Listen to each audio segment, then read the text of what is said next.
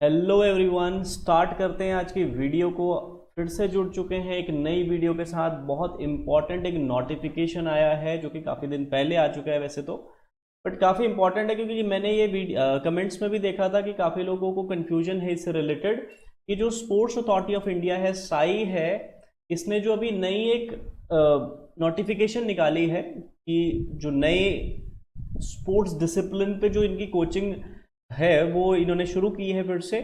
और नोटिफिकेशन के अंदर वो सारी डिटेल्स हैं, उन डिटेल्स को समझते हैं। कब बेसिकली डिटेल आया है 23/2024, यानी कि 20 तारीख को ये आपका नोटिफिकेशन आ चुका है मार्च में, और ये अप्रैल चल गया है। ठीक है, तो जल्दी से जल्दी इन फॉर्म को फिल करना है जिसको भी इससे रिलेटेड को जो कोर्सेज हैं वो करने हैं। उससे पहले तो देखो नोटिफिकेशन कहाँ से आया है, साई से आया है, स्पोर्ट्स अथॉरिटी ऑफ इंडिया, क्योंकि बेसिकली जो आपका पटियाला में है वहाँ से जो एप्लीकेशन है 62 बैच है, ये 62वां बैच है डिप्लोमा का। तो उसके लिए हमारा बैच इंट्रोड्यूस हुआ है। तो देखते हैं इसके अंदर क्या क्या चीज़ें हैं, सब पढ़ते हैं, उसके बाद फिर डिस्कस करेंगे कि किस तरीके से इसका फॉर्म फिलिंग होने वाला है, कौन कौन सी डिसिप्लिन इसके अंदर आती हैं, वो सारी चीज़ें हम डिस्कस करेंगे आज की क्लास में। तो सबसे पहले ओपनिंग अगर देखें तो ऑनलाइन एप्लीकेशन जो है 20th से शुरू हो चुका है, 20th मार्च से। Last date of filling online application is 19th April, तो अभी काफ़ी दिन है। करेक्शन विंडो खुलेगी 20 अप्रैल को, 20 से और 21 को, यानी कि उस दिन आप अगर कोई भी तरह की आपकी डिटेल्स में प्रॉब्लम आई है, फॉल्ट आई है, गलत भर दिया है गलती से, तो उसको आप ठीक कर सकेंगे करेक्शन विंडो के दिन। और बहुत इंपॉर्टेंट होता है, हमें ध्यान रखना है कि ये जो करेक्शन विंडो के अंदर हम चीज़ों को ठीक कर ले अगर कोई भी गलत हमने फॉर्म भर दिया है तो। और कौन सी एप्लीकेशन कहाँ पे हम भर सकते हैं, ये हमारी रही साइट। इस साइट पे जा करके हम जो NSNIS की साइट है, Netaji Subhash national institute of sports, इसके अंदर आप इस वेबसाइट में फॉर्म अपना भर सकते हैं। फॉर्म भरने की जो लास्ट डेट है वो 19 तारीख है, लास्ट मिति जो है वो 19 है। और nsnis.org के अंदर ये हम फॉर्म भर सकते हैं। ठीक है, आगे चलते हुए देखते हैं नोटिफिकेशन को। तो स्पोर्ट्स अथॉरिटी ऑफ इंडिया ने ये सारी नोटिफिकेशन देखी है, और इसमें कहाँ कहाँ से निकल के आई है, ये ओल्ड मोती बाग पटियाला। ठीक है, वहाँ से हमें ये नोटिफिकेशन इनवाइटेड है। एडमिशन जो है वो होनी है 62nd बैच जो है स्पोर्ट्स कोचिंग का, सेशन 24-25। और ये सारी डिटेल्स हम ऑलरेडी देख चुके हैं कि कब ऑनलाइन एप्लीकेशन निकलेगा, विंडो डेट क्या होगा, किस दिन हम लास्ट दिन क्या है एप्लीकेशन फॉर्म भरने का, वो सब चीज़ हम देख चुके हैं। ठीक है, लास्ट डेट फिर से इन्होंने एक्सप्लेन किया हुआ है। वेबसाइट ऑनलाइन एप्लीकेशन है www.dipse.nsnis.in, इसके अंदर जाकर के हम इनको एप्लीकेशन को हम भर सकते हैं। एडमिशन प्रोसीजर अगर देखें तो जो एलिजिबल कैंडिडेट हैं जिन्होंने डिप्लोमा कोर्स करना है स्पोर्ट्स कोचिंग में, तो सबसे पहले तो उनको ऑनलाइन पोर्टल पे अपने आप को रजिस्टर करना होगा। दूसरी बात क्या होगी, जो ऑनलाइन पेमेंट आपको पे करनी है, जो भी आपकी अभी पेमेंट के बारे में नीचे पढ़ेंगे कि कितनी पेमेंट है, तो रजिस्ट्रेशन के बाद अल्टीमेटली हमारी पेमेंट होती है, जो कि नॉर्मली अपने बाकी जगह पर भी एप्लीकेशन आपने भरे होंगे तो उसके बेसिस पे आपको पता ही है कि लास्ट में हमारी फी पेमेंट होती है, तो वो भी हमारा होने वाला है। और उसके बाद जो एलिजिबल कैंडिडेट होंगे वो ऑनलाइन एडमिशन उनका होने वाला है, डॉक्यूमेंट सबमिट होंगे, और अल्टीमेटली जो ओरिजिनल सर्टिफिकेट्स वगैरह हैं वो सारी चीज़ें देखी जाएंगी, और उसके बेसिस पे ही ज्वाइनिंग मिलेगा कोर्स के अंदर। तो ये सारी चीज़ें होने वाली हैं। ठीक है, इवन कि इसके अंदर आपका जब एडमिशन के लिए आप फॉर्म भरोगे उसके बाद आपका एक एग्जाम डेट भी होगा, जो कि एलिजिबिलिटी के अंदर ही आता है, एक एग्जाम होगा आपका, उसके बेसिस पे ही आप एनरोल कर सकते हो बाकी। और ये तो बेसिक एडमिशन प्रोसीजर है, अभी हम एलिजिबिलिटी क्राइटेरिया भी पढ़ने वाले हैं कि कैसे आप एलिजिबल हो पाओगे, क्या आप इसके लिए एलिजिबल हो भी या नहीं हो, है ना, इसके भरने योग्य हो कि नहीं हो, आपके पास वो क्राइटेरिया, आपके पास वो सारी की सारी क्वालिफिकेशन है कि आप ये कोर्स कर सकते हो या नहीं कर सकते हो, वो सारी चीज़ें भी आगे पढ़ेंगे हम। तो सबसे पहले तो स्पोर्ट्स डिसिप्लिन देख लेते हैं, कौन कौन से स्पोर्ट्स डिसिप्लिन है और कौन कौन सी सीट्स, कितनी सीट्स अवेलेबल है अलग अलग कोर्सेज में। सबसे पहले आर्चरी के लिए 30 है, एथलेटिक्स के लिए ऑब्वियसली 75 है क्योंकि बहुत सारे इवेंट्स होते हैं तो ऑब्वियसली इसके लिए ज़्यादा है। बैडमिंटन 20, बास्केटबॉल 30, बॉक्सिंग 50, इसी तरीके से सबका देख सकते हैं आप। योगासन, ठीक है, योगा के लिए भी 20 जो वैकेंसीज हैं, 20 जो सीट्स हैं वो अवेलेबल हैं। तो कोई अगर योगा डिसिप्लिन में भी अगर कोचिंग करना चाहता है तो 101% वो यहाँ पे कर सकता है। इवन वेट लिफ्टिंग में भी 30 हैं। ठीक है, shooting, kabaddi, kho kho, rowing, shoot, आपका fencing, football, handball, hockey, judo, इन सब के अंदर है। इवन साइकिलिंग के अंदर भी है, बॉक्सिंग के अंदर भी है। ये सारी जो फॉर्म्स हैं वो आपको फिल करनी पड़ेंगी इसके लिए, अगर आपको अपना एनरोल करना है अगर। ठीक है, चलिए आगे बढ़ते हैं। अब इन्होंने यहाँ पे बताया कौन कौन सी सिटीज अलॉट हुई हैं जहां पे आपका एग्जाम होगा, online examination for admission in diploma course. ठीक है, कौन कौन सी सिटीज हैं देख लो। अहमदाबाद है, अंबाला, बेंगलोर, भोपाल, चंडीगढ़, चेन्नई, फरीदाबाद, कोयम्बटूर, गुड़गांव, गुरुग्राम कह लो या गुड़गांव कह लो, बात है कि गुवाहाटी, हैदराबाद, इम्फाल, जयपुर, जम्मू, जोधपुर, इसी तरीके से सब देख सकते हो। जो भी आपके पास होगा तो वहां के लिए आप भर सकते हैं। नेक्स्ट है इंटरनेशनल लोकेशंस, अगर देखा जाए तो बांग्लादेश है, नेपाल है और श्रीलंका है। ठीक है, तो ये सारी हो गई हमारी डिटेल्स कि कहाँ कहाँ पे एग्जाम होगा। तो ये कह सकते हैं कि हम ऑलमोस्ट अगर आप किसी भी कोने, पूरे पैन इंडिया में आप कहीं से भी हो, कहीं से भी हो, तो आपके आसपास कोई ना कोई जगह तो मिल ही जाएगी। आप उसके आसपास जाकर के अपना जो ये एग्जाम है वो दे सकते हैं। ऑनलाइन एग्जाम होता है। कैटेगरीज अगर देखें, अब आता है हमारा एलिजिबिलिटी क्राइटेरिया। ये ध्यान से समझना है अपने को। सबसे पहला, direct admission for eminent sports person. नाम से ही पता लग रहा है, ये समझ के ही पता लगा, जो हेडिंग है उससे ही पता लग जाएगा भाई उनके लिए डायरेक्ट एडमिशन है जिनके पास ऐसी स्पोर्ट्स अचीवमेंट्स है। +2 भी इन्होंने अगर किया होगा तो चलेगा, कोई दिक्कत परेशानी नहीं है, आराम से आप एलिजिबल हो जाओगे। बट आपके पास स्पोर्ट्स अचीवमेंट होनी चाहिए, या तो आप ओलंपिक्स में रिप्रेजेंट किया हुआ आपने, या आपने पार्टिसिपेशन किया हुआ है सीनियर वर्ल्ड चैंपियनशिप में, और या आपने कोई मेडल जीता हुआ है एशियन या कॉमनवेल्थ गेम्स के अंदर। ठीक है ना, एशियन या कॉमनवेल्थ गेम के अंदर अगर आपने पार्टिसिपेशन भी आपने मेडल जीता हुआ है तो डायरेक्ट एडमिशन है। और अगर सीनियर वर्ल्ड चैंपियनशिप में सिर्फ पार्टिसिपेशन भी किया हुआ है तो भी डायरेक्ट है, और अगर ओलंपिक्स में भी पार्टिसिपेशन किया है तो भी डायरेक्ट एडमिशन हो जाएगी। ठीक है, और आपके लिए बस क्या चाहिए, +2 चाहिए, और ये आपके सर्टिफिकेशन चाहिए जो भी आपको वहां पे अवार्ड किए गए होंगे जब आपने पार्टिसिपेट किया होगा। तो इतनी सी बात हो गई। अब यहां पर भी ना इसके अंदर भी दिखाया गया हुआ है कि जो कैटेगरी वाइज जो है सिलेक्शन होगी, रैंकिंग होगी, वो किस बेसिस पे होगी। देखो सबसे पहले यहाँ पे क्या लिखा हुआ है, फर्स्ट मेडल इन ओलंपिक्स, उसको सबसे ज्यादा बड़ी प्रेफरेंस देंगे। Second medal in senior world championship, उसको second preference. Third participation in Olympics, उसको ज्यादा महत्व दिया जाएगा, उसको ज्यादा प्रेफरेंस दी जाएगी। और फोर्थ मेडल इन एशियन और कॉमनवेल्थ गेम्स। तो इस तरीके से इसी लाइन में आप कह सकते हो, इसी सीरीज वाइज ही प्रेफरेंस इनको दी जाएगी। In case of more than 2 candidates पर gender in one sports discipline, candidates will be selected on the basis of ranking as follows. जैसे मैंने अभी आपको बताया कि प्रेफरेंस उसके अकॉर्डिंग ही दी जाने वाली है। अगर आपके पास ओलंपिक में मेडल है तो उसको सबसे टॉप प्रेफरेंस दी जाएगी, बात ही खत्म होगी, बाकियों को नहीं पूछा, मतलब ऑब्वियसली आप बाकियों को प्रेफरेंस नहीं दी जाएगी।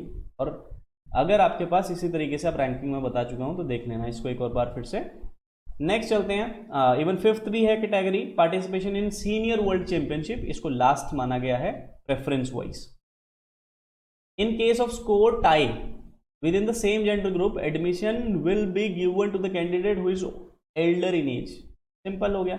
अगर मान लो सेम टाई होता है, मान लो आप भी ओलंपिक में गोल्ड जीते हो, मैं भी ओलंपिक में गोल्ड जीता हूं, तो टाई हो गया। अब आपकी एज मुझसे ज़्यादा है तो ऑब्वियसली आपको मिल जाएगा सिलेक्शन, मुझे नहीं मिलेगा, मुझे सेकंड प्रेफरेंस दी जाएगी। ठीक है, rest of the eligible candidates in the category have to undergo the entire selection process based on the merit as application to the candidates in other categories.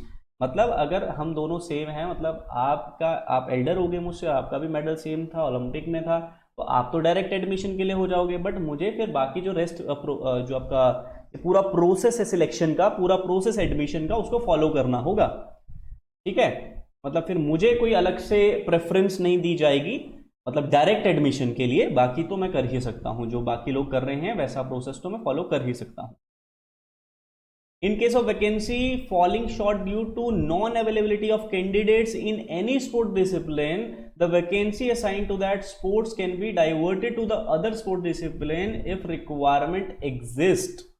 ठीक है जी, अगर अगर वैकेंसी जो है वो शॉर्ट पड़ रही है due to non availability of candidate, candidate की अवेलेबिलिटी की नहीं है और जो वैकेंसी है वो शॉर्ट पड़ रही है, तो ऑब्वियसली जो वैकेंसीज है वो असाइंड हो जाएगी दूसरे स्पोर्ट्स डिसिप्लिन में अगर रिक्वायरमेंट है तो, ठीक है। और वो भी कौन डिसाइड करेगा?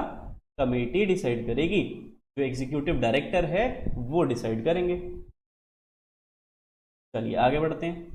कैटेगरी ए है, दूसरा पार्ट है ये कैटेगरी का, international sports person, education qualification again +2 चाहिए डिप्लोमा के लिए। स्पोर्ट्स अचीवमेंट यहाँ पे चाहिए participation in any of the following competition, Olympic games, senior world championship, Asian games, Commonwealth games और यूथ ओलंपिक्स। इसमें से किसी में भी अगर आपका पार्टिसिपेशन भी है ना तो भी आपका सिलेक्शन हो जाएगा। ये सेकंड कैटेगरी है डायरेक्ट एडमिशन के लिए, ठीक है।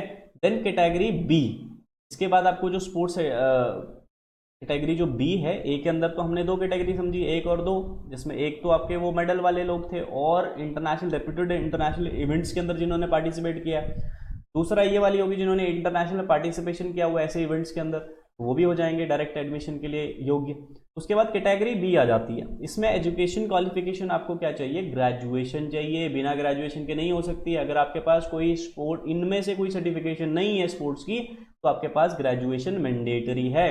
उसके बाद स्पोर्ट्स अचीवमेंट भी आपको चाहिए, वो कौन सी होगी देखो, participation in major international recognized competition, किसी भी इंटरनेशनल कंपटीशन में आपने पार्टिसिपेट किया हो, इनके अलावा भी अगर कोई है तो उसमें अगर कंपटीशन में पार्टिसिपेट किया तो भी काम चल जाएगा।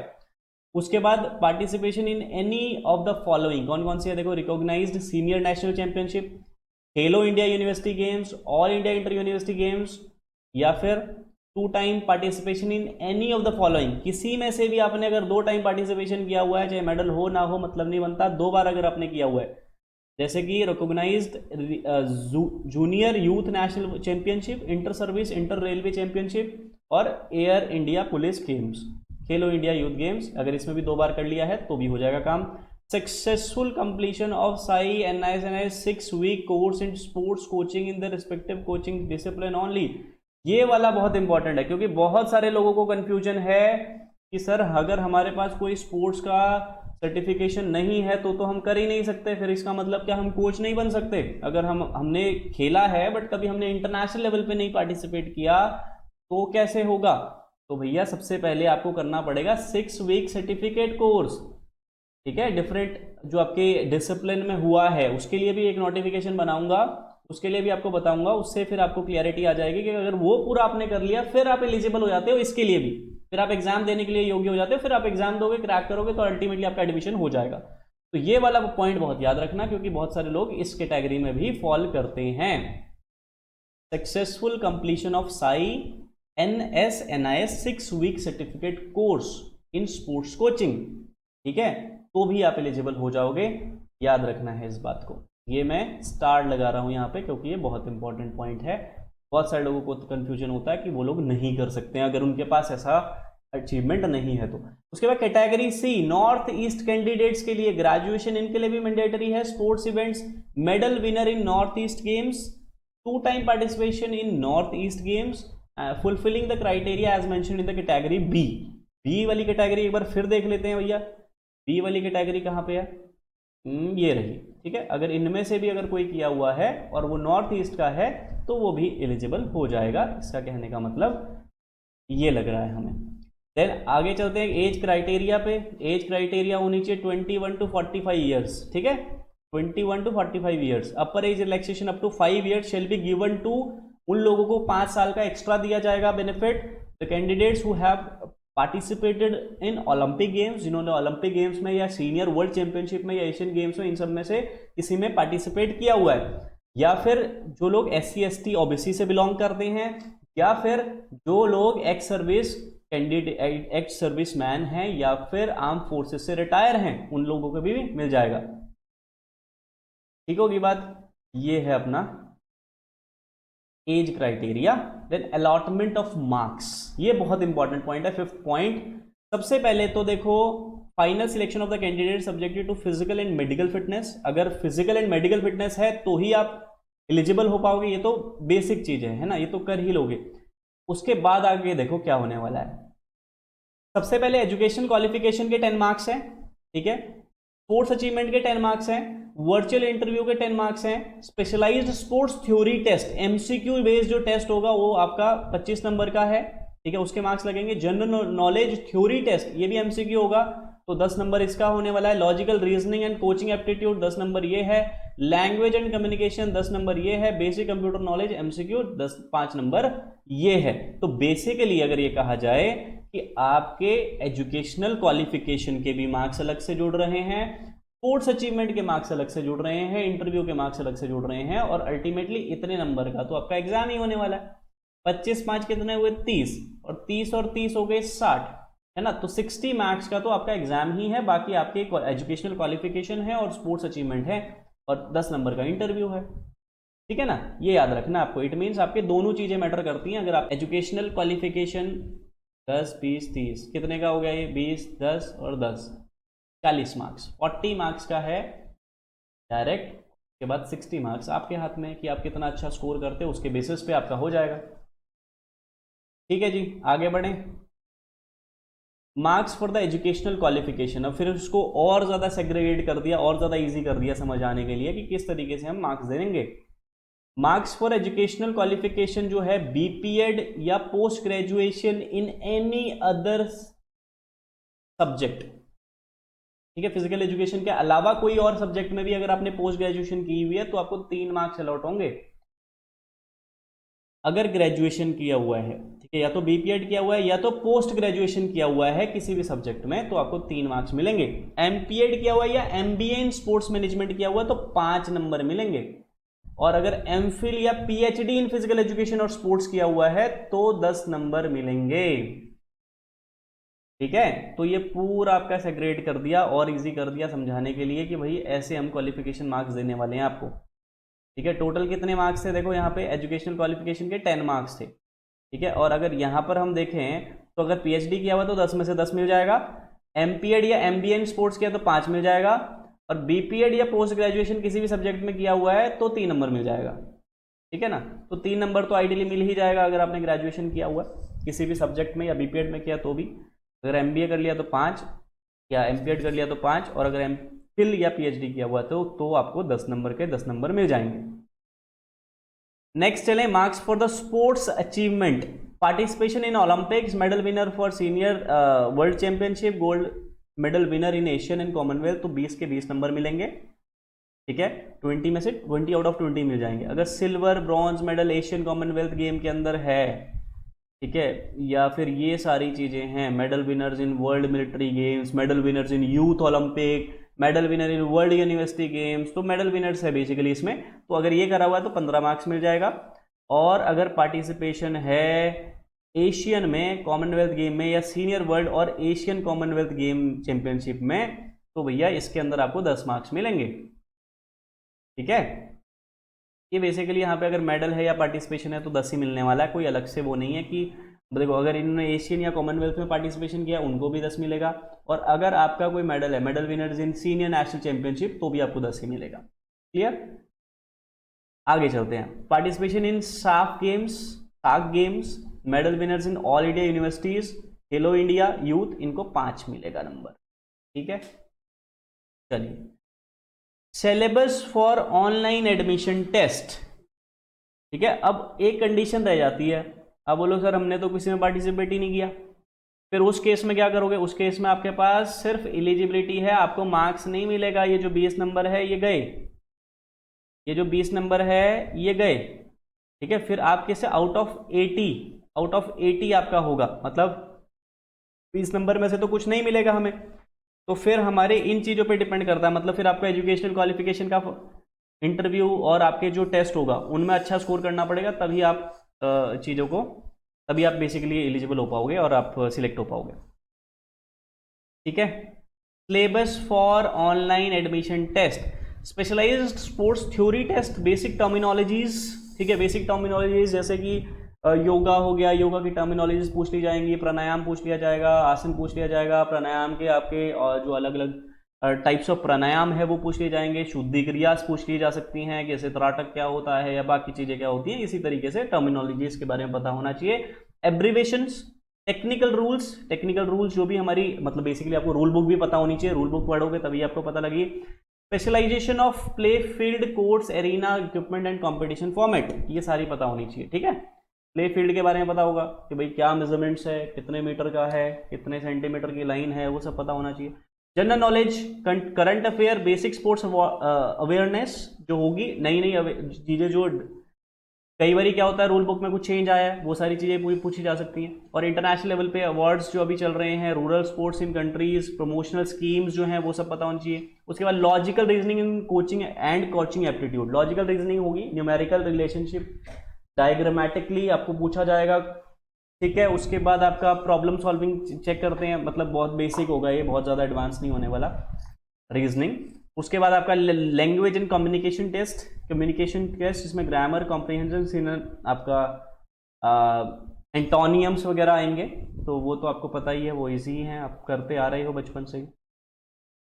चलते हैं आगे, ठीक है, ये हमारा टेस्ट हो जाएगा। उसके बाद आगे हम आगे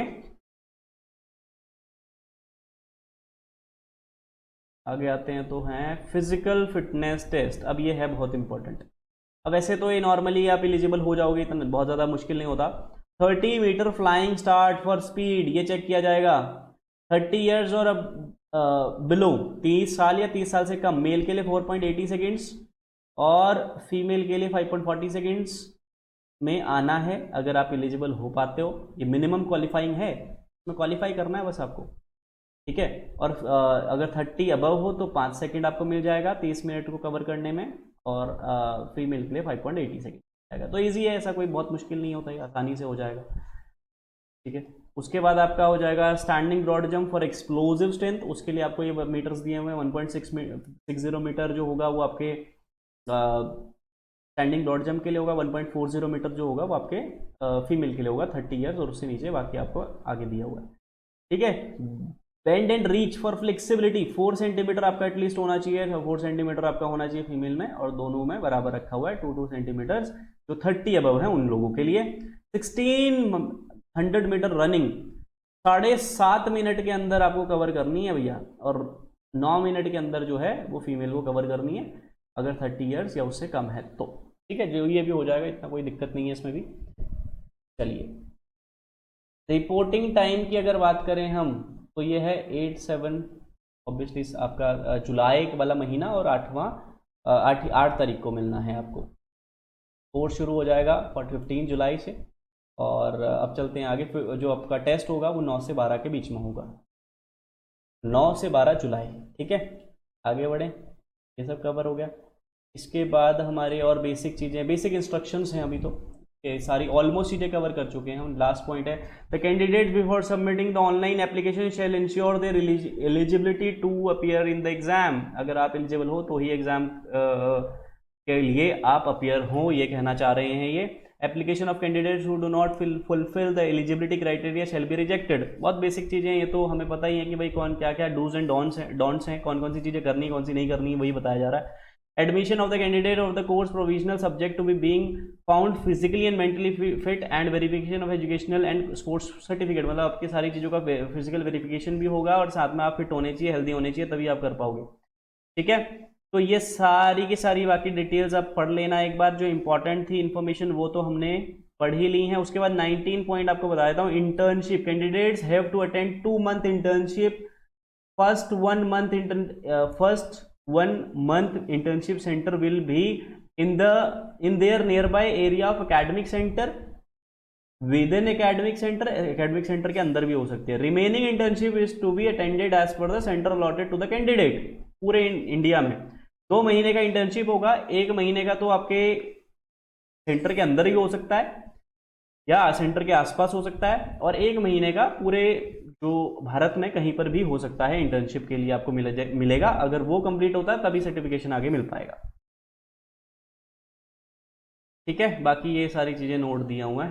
candidate suspended under doping offence, ये तो पता ही है, बेसिक है, ठीक है। अब देख लो, अब आया important point, fee structure for diploma in sports coaching. Application fee 1500 non refundable, एक बार कर लिया तो कर लिया भैया, वापस नहीं मिलेगा। Fee structure for diploma in sports coaching, देखिए अभी ये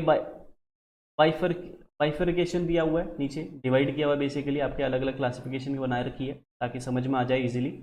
एग्जामिनेशन फी है 4000, फॉरेन कैंडिडेट्स के लिए 5000, scientific journal, library fee, TV entertainment fee, सब कुछ आपको दिया हुआ है। सिलेबस, सिक्योरिटी डिपॉजिट, रिफंडेबल, ये रिफंडेबल है सिक्योरिटी डिपॉजिट, ठीक है। Uniform, blazer, track suit, tie 3000, establishment academic charges 5000, tuition fee है 39,500 फॉर इंडियन कैंडिडेट्स, और equipment charges 2500, guest faculty, intramural pedagogy 2500। तो बेसिकली 60,000 के लगभग 59,800 है ना, और 1500 एग्जामिनेशन जो अपना एप्लीकेशन फी मान के चलो, ठीक है। बाकी थोड़ा बहुत फोटो कॉपी वगैरह कराना पड़ेगा, तो ये मान के चलो कि पूरा ये कितना बनेगा अपना 60,000 तो ये मान लिए, 60,000 तो ये मान लिए, साथ में 1500, ठीक है 1500, ये कि नहीं है, 61,500 रुपये मान के चलो, इतना तो है ही आपका फी। फिर उसके बाद वहां पे रहने का जो लगेगा, है ना, वो सारी चीजें अलग हो जाएंगी। ओके, यहाँ पे लिखा भी हुआ देखो, lodging charges and boarding charges applicable at the respective centre will be charged. Okay, fee refund if a student chooses to withdraw from diploma course in sports coaching in which he or she enrolled, the institute will follow the refund policy of University Grant Commission UGC 2018 का जो UGC rule है वो follow किया जाएगा। अगर वो फी refund चाह रहा है तो रिटन एंट्रेंस एग्जामिनेशन होगा 2 जून को। Bridge course class will be conducted for the candidate selected under A1 category. A1 category मतलब वो सबसे टॉप वाला ना, जो डायरेक्ट एडमिशन था उनका, इंटरनेशनल लेवल वालों का, उनके लिए बोला जा रहा है, उनके लिए ब्रिज कोर्स होगा, कंडक्ट किया जाएगा एक, ठीक है। तो ये सारी एप्लीकेशन है, फॉर्म भर लो जल्दी से, और कोर्स अगर करना चाहते हो इन डिसिप्लिन के अंदर तो बिल्कुल कर सकते हो, आगे काफ़ी फायदा होने वाला है। और इसके वैकेंसीज भी निकलती है डिफरेंट स्पोर्ट्स कोचिंग की, जिस अलग अलग डिसिप्लिन में, तो आप वहाँ पे भी एलिजिबल हो जाओगे उन फॉर्म्स को भरने के लिए। फिर आगे एग्जाम होगा या फिर इंटरव्यू होगा, वो डिपेंड करता है कि किस जगह पे, अगर गवर्नमेंट उसमें है तो ऑब्वियसली आपका एक एग्जाम होता है, तो क्रैक कर लिया तो फिर आपका जो स्पोर्ट्स अथॉरिटी ऑफ इंडिया में या जो बाकी जगहों पे LNIP वगैरह के अंदर भी कोचेस वगैरह की रिक्वायरमेंट है, तो वहाँ पे आप जा सकते हो। अदरवाइज आप बाकी अगर खुद का करना चाहते हो तो वो भी बहुत अच्छी बात है, अगर आप फ्रीलांसिंग करना चाहते हो वो भी बहुत अच्छी है, या फिर खुद का सेंटर खोलना चाहते हो उसके लिए भी बहुत अच्छा है। एंड अल्टीमेटली अगर कोई जो है पार्ट टाइम बेसिस पे भी बहुत सारी निकलती हैं जिनका काफ़ी अच्छा पैकेज मिल जाता है उनको, तो वो भी आप कर सकते हो, जिसके लिए सिर्फ इंटरव्यू होता है और इंटरव्यू के बेसिस पे आप वहाँ पे सिलेक्ट हो जाते हो। तो ये जो कोर्स है बेसिकली आप कोचिंग में अगर आप अपना फ्यूचर बनाना चाहते हो तो उनके लिए बहुत अच्छा कोर्स माना जाएगा, ठीक है। तो आज के लिए इतना ही, मिलते हैं आपको नेक्स्ट वीडियो में। तब तक के लिए वीडियो को लाइक करें, शेयर करें, सब्सक्राइब करें, और चैनल को जरूर से सब्सक्राइब कर लेना, बहुत सारी इन्फॉर्मेटिव वीडियोज़ आने वाली हैं। और इतनी डिटेल में इसको मैंने आसान भाषा में समझाने की कोशिश करी है ताकि आपको इजीली समझ में आ जाए और आप कर सकते हो फिर ये कोर्सेस, ठीक है। उसके अलावा अगर बात करी जाए, जो भी आप नई नई वीडियोस आएंगी आगे, वो भी मैं आपको अपडेट करता रहूँगा इसी चैनल के अंदर, तो इसको सब्सक्राइब कर लेना जल्दी। धन्यवाद, बाय बाय।